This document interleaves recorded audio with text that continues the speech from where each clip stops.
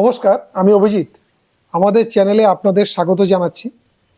দেখুন, আজকে যে বিষয়টা নিয়ে আলোচনা করব সেটি আমাদের মাঝে মধ্যেই চিন্তাভাবনা চলে আসে।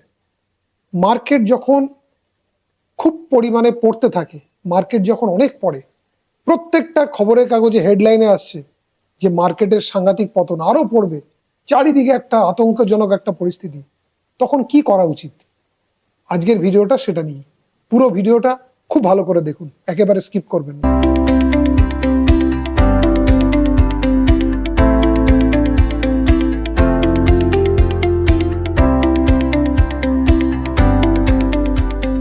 মার্কেট যখন পড়ে তখন আসলে আমাদের কি করা উচিত? আপনাকে একটা জিনিস বুঝতে হবে, আপনি যখন মার্কেটে বিনিয়োগ করছেন, আসলে কিন্তু আপনি শেয়ারে বিনিয়োগ করছেন না, আসলে আপনি একটা বিজনেসে বিনিয়োগ করছেন। কোন বিজনেস? ভারতবর্ষের সবচেয়ে বড় বড় বিজনেসগুলো। আপনি একবার ভাবুন, আপনি মিউচুয়াল ফান্ডে টাকা লাগিয়েছেন, আলটিমেট আপনার টাকাটা ইকুইটি মিউচুয়াল ফান্ডের মাধ্যমে ভারতবর্ষের সবচেয়ে বড় বড় যত ইন্ডাস্ট্রি রয়েছে সেখানে কিন্তু বিনিয়োগ করা হচ্ছে। এবার যে মুহূর্তে মার্কেট পড়া শুরু করে, যত ভারতবর্ষে বড় বড় শিল্পপতি রয়েছে তারা কি করে? তারা কি নিজেদের শেয়ার সব বিক্রি করে দেয়? নিশ্চয়ই করে না। তাহলে আপনাকে তো সেই মতোই নিজেকে চেঞ্জ করতে হবে। আপনাকে নিজেকে ভাবতে হবে যে আমি একজন ইন্ডাস্ট্রিয়ালিস্ট, আমি একটা ব্যবসার অংশ কিনেছি, মিউচুয়াল ফান্ডে ইনভেস্টমেন্ট করিনি, মিউচুয়াল ফান্ডের মাধ্যমে কোনো একটা ব্যবসার অংশ কিনেছি। তাহলেই কিন্তু আলটিমেট আপনি সেই সময় মার্কেট থেকে বেরোবেন না। দেখুন, একটা কথা আছে, পয়সা বানানো কঠিন, কিন্তু তার চেয়েও বেশি কঠিন পয়সাকে বাড়িয়ে তোলা। এটা সত্যিকারের কঠিন। এর জন্য আলাদা মাইন্ডসেট দরকার। আপনাকে ইন্ডাস্ট্রিয়ালিস্টদের মতো মাইন্ডসেট তৈরি করতে হবে, যেখানে আপনি একজন শিল্পপতি বা বিজনেসম্যানের মতো ভাবতে শিখবেন যে শেয়ার মার্কেট পড়েছে, তাতে কি হয়েছে? আমি তো শেয়ারে ইনভেস্টমেন্ট করিনি, আমি একটা ব্যবসায় ইনভেস্টমেন্ট করেছি।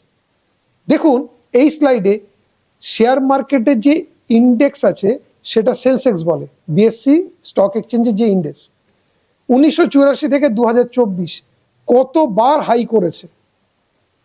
আজকে যেখানে হাই, পরবর্তীকালে সেই হাই ভেঙে অন্য একটা হাই, তারপরে আরো হাই। এই যে হাই করেছে, এখানে কিন্তু আমরা 1980 সাল থেকে 2020-22 পর্যন্ত ডেটা দেখাচ্ছি, টোটাল সেন্সেক্স 770 গুণ বেড়েছে। কিন্তু এক নাগারে কি বেড়েছে? না, মাঝে বহুবার পড়েছে, এবং সেটা পড়াটা কিন্তু অনেক বেশি। দেখুন একবার কতবার পড়েছে, মেজর যে কারেকশন সেগুলো আমরা দেখিয়েছি। এরপরে স্লাইডে দেখুন 20%-এর বেশি পড়েছে কতবার, 1991 থেকে 2020 পর্যন্ত আমি সব ডেটা দিয়েছি, যেখানে মার্কেট কোনো সময় 38%, 50%, 40%, 56%, ইভেন 2008-9 60% পড়ে গেছে।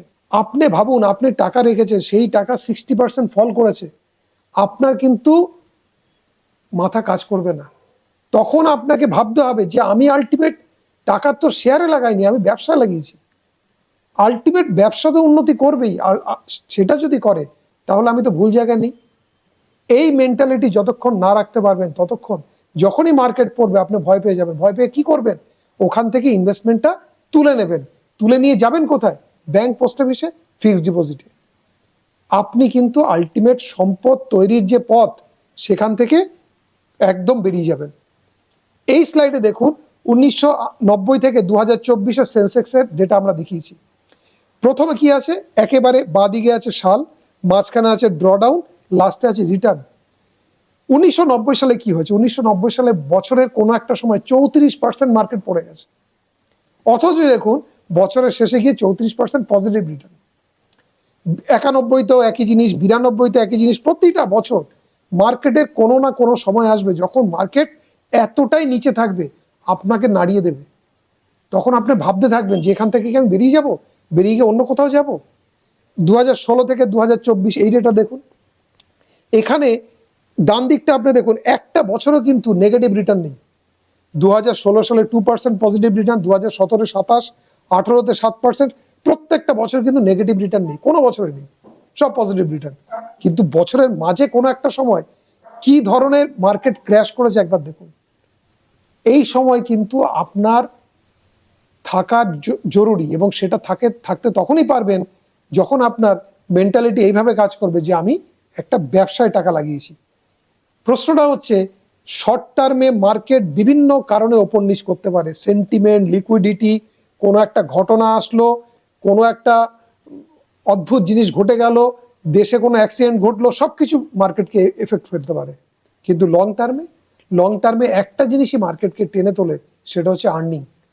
ভারতবর্ষের অর্থনীতি যত বাড়বে, কোম্পানিগুলো তত বেশি প্রফিটেবল হবে। কোম্পানি প্রফিটেবল হলে তার কিন্তু শেয়ারের দামও বাড়বে। আলটিমেট আমরা ইকুইটি মিউচুয়াল ফান্ডের মাধ্যমে কোম্পানির শেয়ারে ইনভেস্টমেন্ট করছি।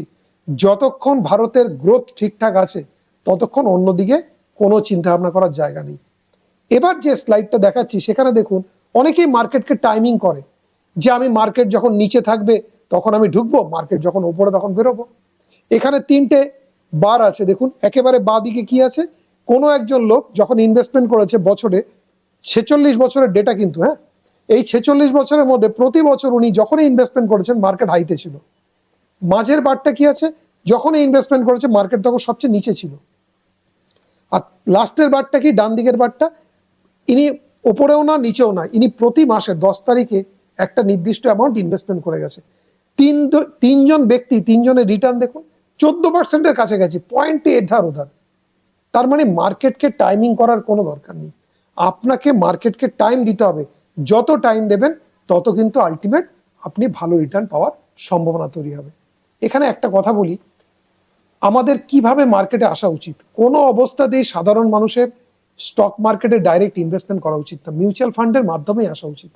মিউচুয়াল ফান্ডের মাধ্যমে আসলে কি অ্যাডভান্টেজ আছে, আপনার হয়ে কোনো একজন লোক থাকবেন যিনি ফান্ড ম্যানেজার, যিনি আপনার টাকাটা ম্যানেজ করবেন, ফলে আপনার কোনো হেডেক নেই। এটা সবচেয়ে ভালো উপায় সাধারণ মানুষের ইকুইটিতে আসার।